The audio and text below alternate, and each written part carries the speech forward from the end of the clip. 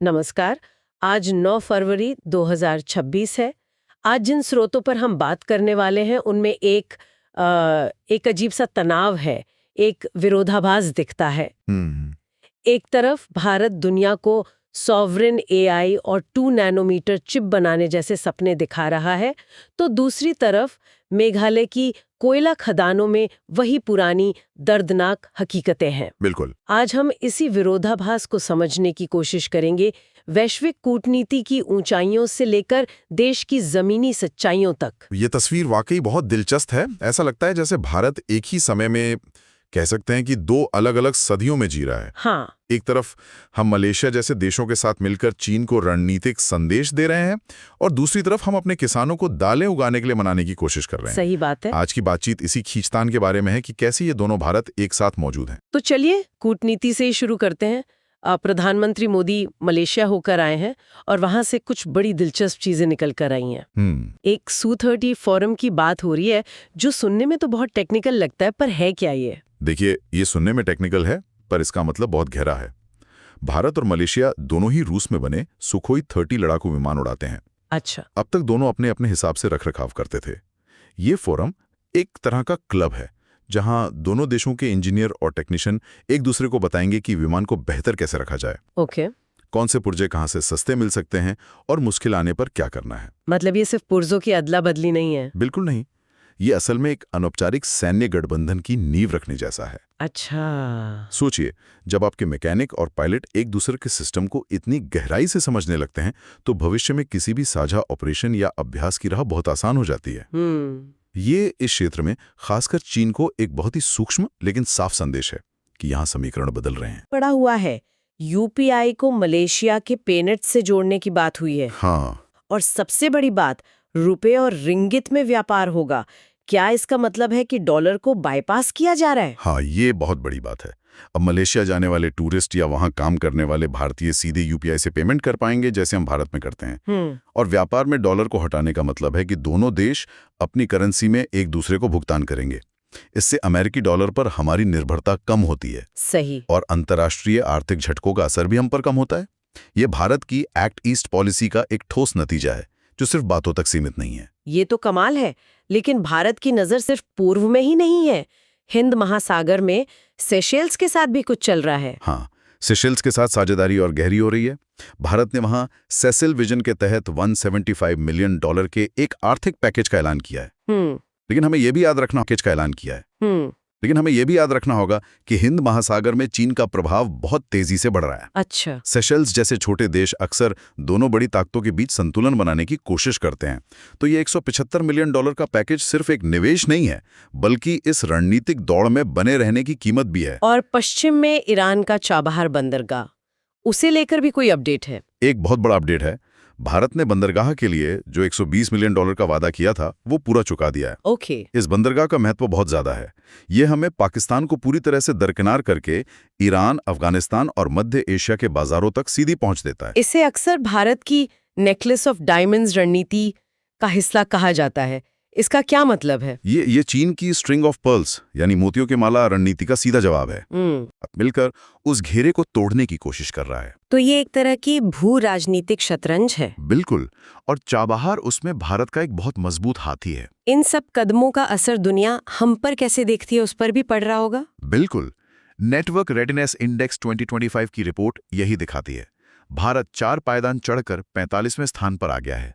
लेकिन असली कहानी रैंकिंग में नहीं, बल्कि उसके अंदर के आंकड़ों में है। रिपोर्ट कहती है कि एआई पर वैज्ञानिक रिसर्च पेपर छापने में, आईटी सेवाओं के निर्यात में और टेलीकॉम में सालाना निवेश के मामले में भारत दुनिया में पहले नंबर पर है। पहले नंबर पर? हाँ, ये दिखाता है कि दुनिया अब भारत को सिर्फ एक बाजार के तौर पर नहीं, बल्कि एक टेक्नोलॉजी पावर हाउस के तौर पर देख रही है। और इसी टेक्नोलॉजी पावर हाउस की बात करें तो मुझे बैंगलोर के स्टार्टअप सर्वम एआई वाली कहानी थोड़ी हैरान करती है।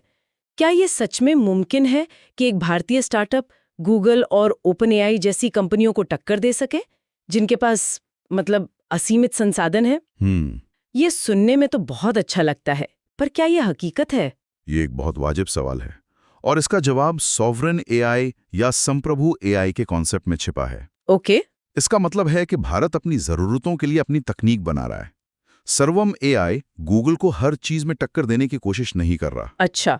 वो बस एक चीज पर फोकस कर रहा है, भारतीय भाषाएं और भारतीय संदर्भ।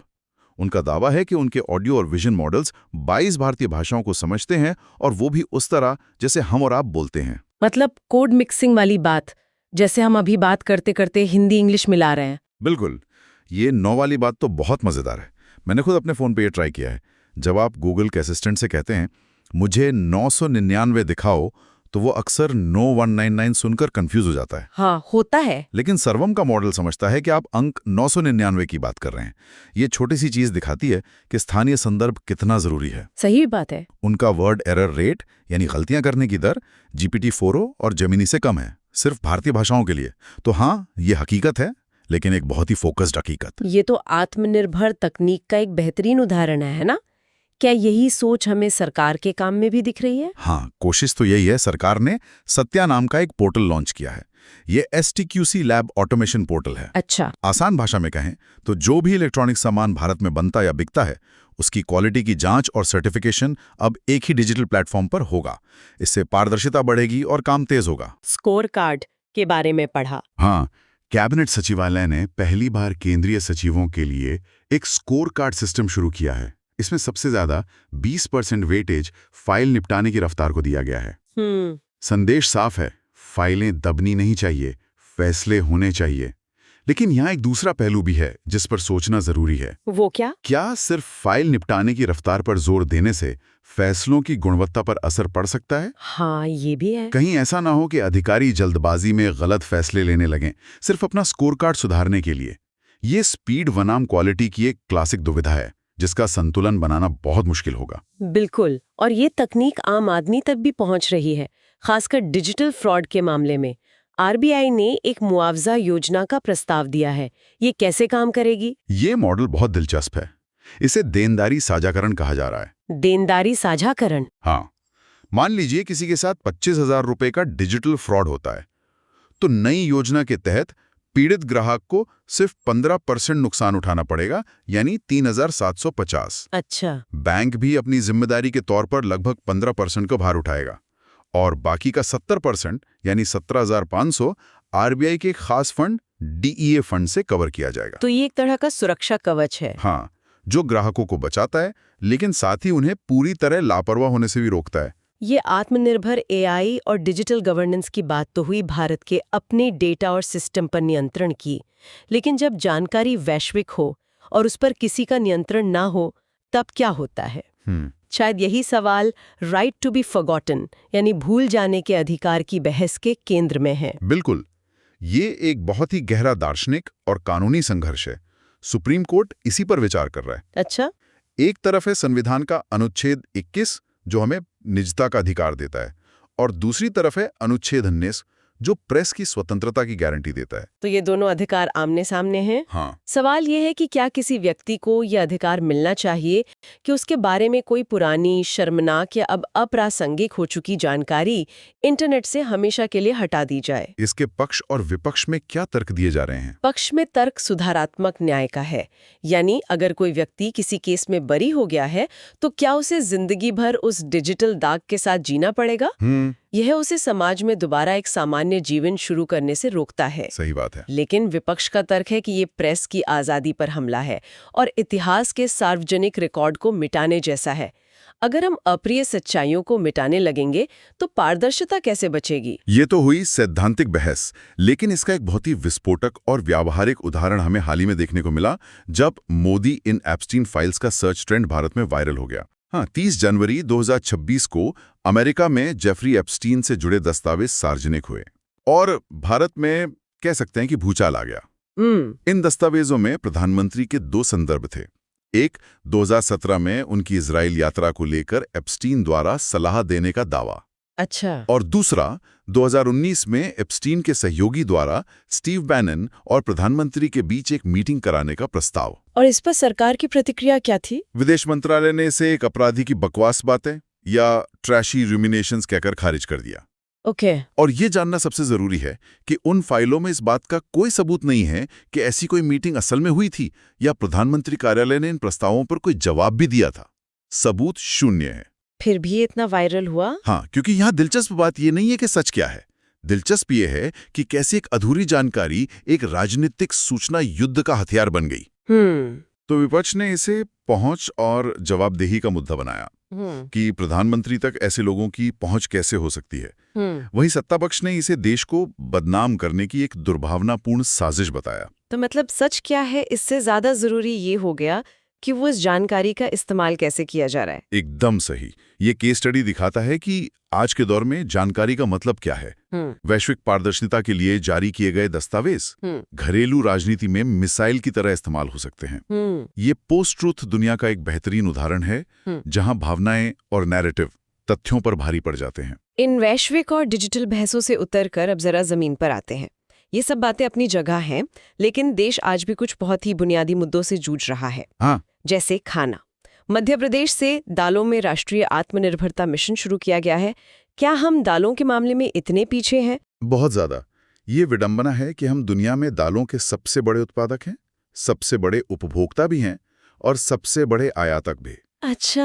हमारी जरूरतें इतनी ज्यादा हैं कि हम उन्हें पूरा नहीं कर पाते। समस्या ये है कि दालों की खेती का रकबा घट रहा है और हमारी उत्पादकता बहुत कम है। कितनी कम है? भारत में प्रति हेक्टेयर करीब 850-900 किलो दाल होती है, जबकि दुनिया का औसत 1200 से 1300 किलो है। ये मिशन इसी खाई को पाटने की एक कोशिश है। खाद्य सुरक्षा की तरह ही मानव जीवन की सुरक्षा भी एक बड़ी चुनौती है। मेघालय में जो हुआ वो दिल दहला देने वाला है। एक अवैध खदान में 27 मजदूरों की मौत। और दुख की बात यह है कि ये कोई नई बात नहीं है। ये एक ऐसी त्रासदी है जो लगभग हर साल होती है। एनजीटी ने 2014 में ही इस खतरनाक रैट होल माइनिंग पर प्रतिबंध लगा दिया था। रैट होल माइनिंग, जिसमें मजदूरों को चूहों की तरह संकरे बिलों में कोयला निकालने के लिए भेजा जाता है। लेकिन ये आज भी धड़ल्ले से जारी है। पर क्यों? जब ये इतना खतरनाक और गैर कानूनी है तो लोग ये काम क्यों करते हैं? इसके पीछे कई वजह हैं। सबसे बढ़िया आर्थिक मजबूरी। इन खदानों में काम करने पर मनरेगा से 2-3 गुना ज्यादा मजदूरी मिलती है। अच्छा। दूसरा कारण भूवैज्ञानिक है। मेघालय के कोयले की परतें बहुत पतली हैं, जहां बड़ी मशीनें काम ही नहीं कर सकती। और तीसरा और सबसे अहम कारण है कमजोर प्रशासन और राजनीतिक इच्छा शक्ति की कमी, जो इस अवैध कारोबार को चलने देती है। और आखिर में एक और जमीनी हकीकत, एक सार्वजनिक स्वास्थ्य चेतावनी। चेन्नई में एवियन इन्फ्लुएंजा या H5N1 बर्ड फ्लू फिर से फैल गया है। हाँ, और ये चिंता की बात है। वहां 1000 से ज्यादा कौवों की मौत हो चुकी है। ये एक बहुत ही संक्रामक वायरल बीमारी है जो मुख्यतः पक्षियों को प्रभावित करती है। लेकिन हमें ये नहीं भूलना चाहिए कि दुर्लभ मामलों में ये इंसानों में भी फैल सकती है और तब ये बहुत घातक साबित होती है। ये घटना हमें बार बार याद दिलाती है कि इंसानों, जानवरों और पर्यावरण का स्वास्थ्य एक दूसरे से कितना गहरा जुड़ा हुआ है। तो आज हमने देखा कि भारत एक ही वक्त में कई मोर्चों पर कई दिशाओं में दौड़ रहा है। एक तरफ हम मलेशिया के साथ सुखोई विमानों की तकनीक साझा कर रहे हैं और अपना सॉवरेन AI बना रहे हैं, तो दूसरी तरफ हम दालों की पैदावार बढ़ाने और अपनी खदानों में मजदूरों की जान बचाने के लिए संघर्ष कर रहे हैं। यह एक जटिल और विरोधाभासों से भरी तस्वीर है। आज की चर्चा से एक बड़ा सवाल मेरे मन में उठ रहा है। हमने sovereign AI, digital governance portals और 2nm चिप डिजाइन करने की भारतीय महत्वाकांक्षाओं के बारे में बात की।